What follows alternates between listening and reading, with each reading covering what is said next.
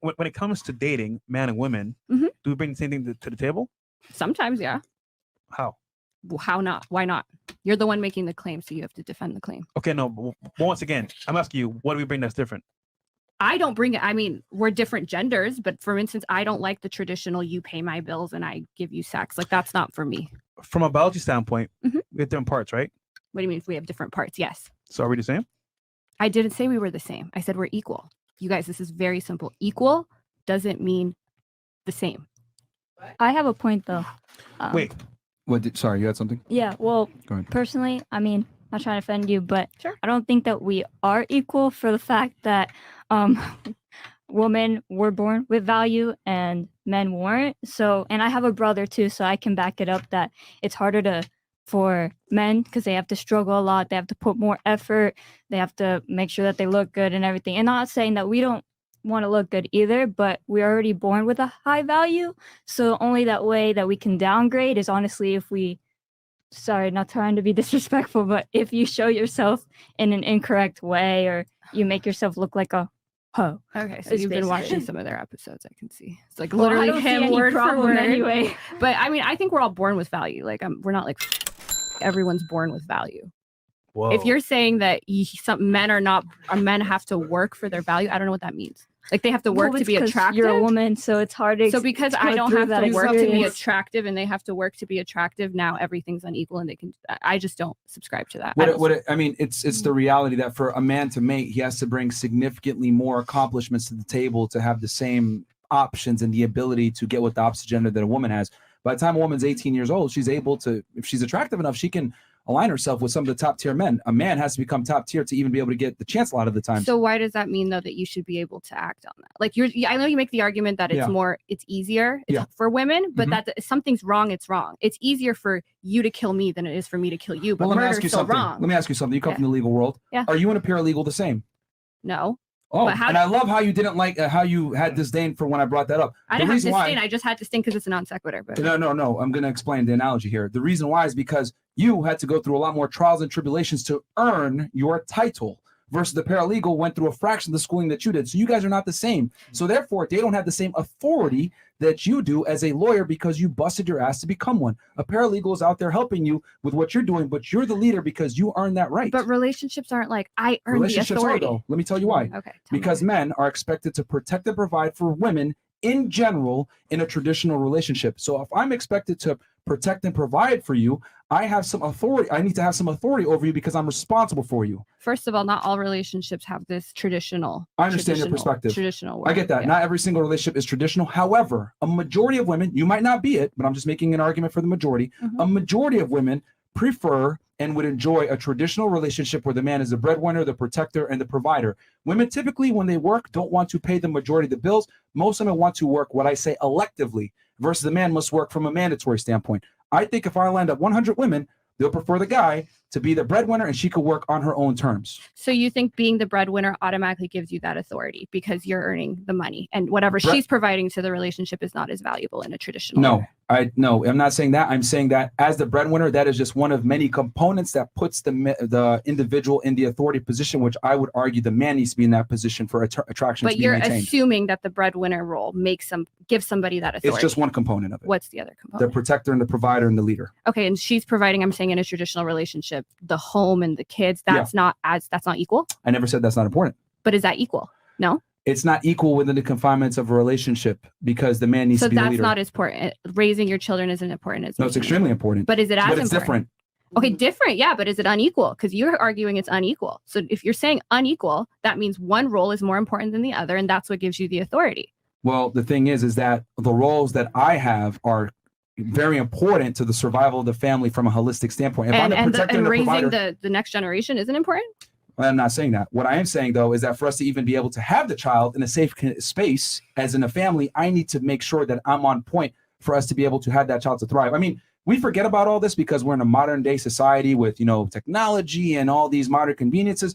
But, you got to remember that human beings are, a progression of a bunch of conditioning. So before we didn't have all the modern conveniences we did now. So the man had to be the leader and the protector and the provider to ensure that his wife was safe and the children were safe. So he was the head of the household for that purpose. But we're not in hunter-gatherer times anymore. We've evolved for millions of years, and I don't think we just malfunctioned in 2023 by having less stringent gender roles. We're evolving to our times and our circumstances. So to constantly be like, well, in hunter-gatherer times, millions of years ago or whatever many years ago, this was the way. If that doesn't apply to now, well, you need to withstand rational inquiry. So if you have a belief of yours, it has to withstand rational inquiry for the time. So you can't be like, well, this is how it is because it's evolutionary reason that I'm saying. If it doesn't make sense in 2023, then you're stupid for following that. Okay, really? So let's go ahead with some rational inquiry. Okay. Why is it that women still prefer men that are stronger than them, taller than them, make more money than they do, are superior to them in almost every regard, even though they're able to create their own security with their own jobs, get their own education, protect themselves through the police state?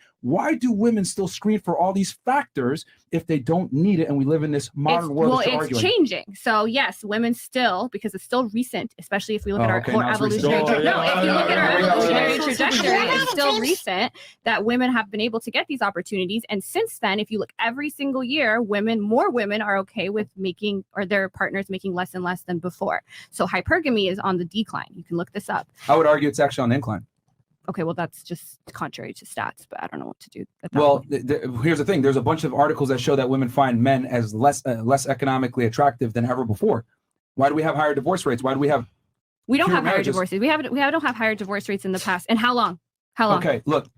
Divorce rates are women initiate 70 to 80% of divorces. Yes, and you constantly, and marriages are at the lowest that they've ever been. Yes. Why is that? So this is something I see you do. You don't understand stats, you don't get it. Okay. So for instance, you say college educated women, for instance, initiate more of the divorces, right? Mm-hmm. Which is true. But then you take that, I've seen you do it. You don't get it. Then you say, oh, college educated women are more likely to get divorced. They're actually way less likely to get divorced. One of the best things you can do to actually prevent divorce is to get married to a college educated woman, especially if you're looking at longevity. A college educated woman is 80% likely to have a marriage that lasts at least 20 years. A woman without a college degree is only 40% likely. But you guys conflate that because you're like, they're more likely to initiate a divorce. So when two people are getting divorced, a woman that has more resources is going to be more likely to initiate and leave a situation. But those women are actually less likely to marry people or get into circumstances where they're going to divorce in the first place. One of the number one things you should look for if you're looking to make sure your marriage lasts is to marry a college educated woman. These stats have been replicated year after year after year.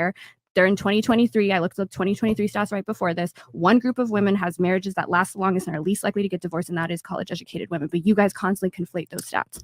Yeah, but it's harder for college-educated women to find a man in the first place because their standards go up alongside it. And again, that's not true though, because you're with, like, I'm a lawyer. I could marry a lawyer in 2 seconds. I'm constantly around other lawyers. The college-educated women are around more educated men.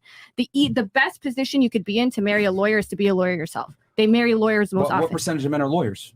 Well, what percentage of women? That's what I'm trying to say. Like, but rather to be happier than in a miserable relationship. No. What I'm trying to say, because here's the thing, we got completely off topic there.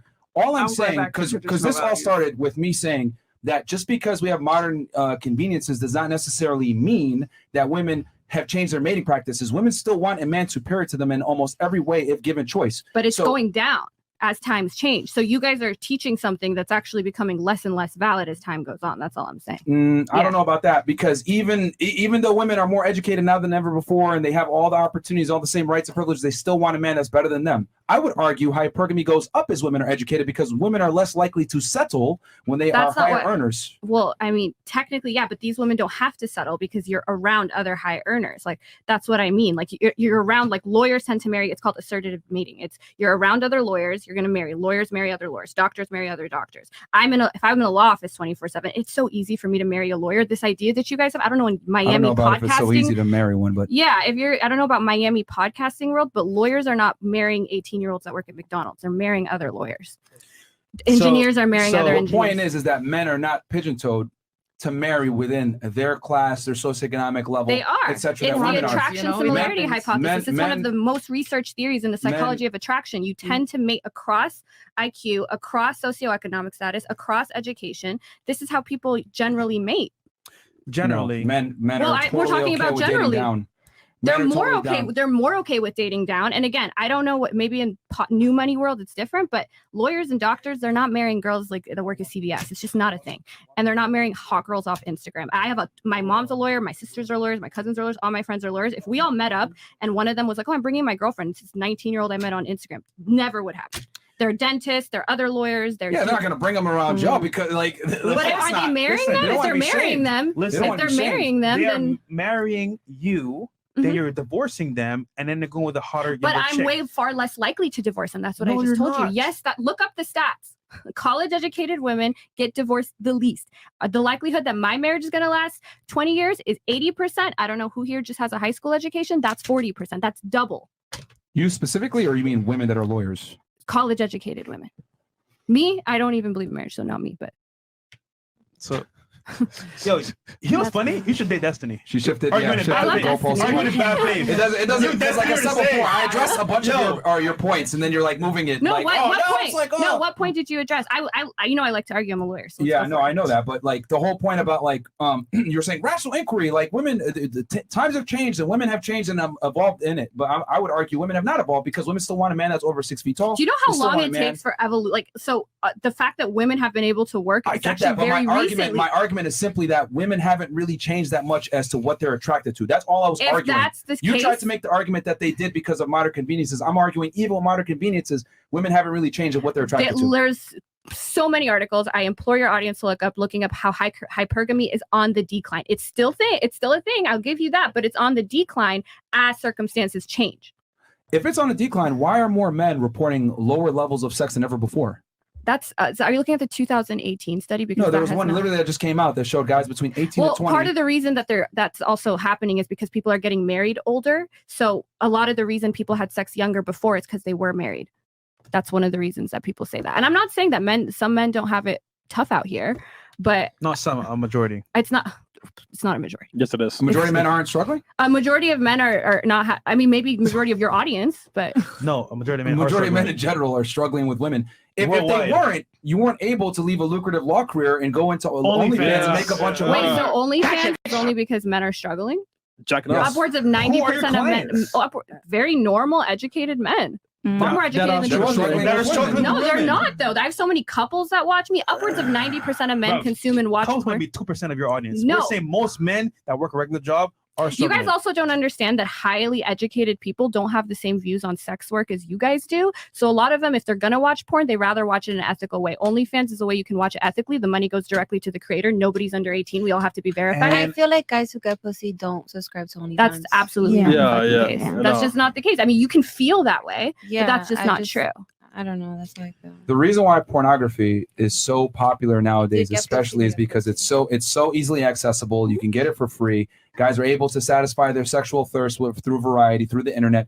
And a lot of guys are struggling with women. I mean, this is a fact at this point. This isn't even like, I don't think so, blah, blah, blah. A majority of men absolutely struggle with dating and meeting women in the first place. What do you mean by struggle? Like, where was that? Like, how is that tested for? Like, what is struggle? Like they're having that just means they can't get every girl they want, or are they not having sex? Like majority of men are not having sex unless you're looking at a specific cohort age group or that 2008. How do you know?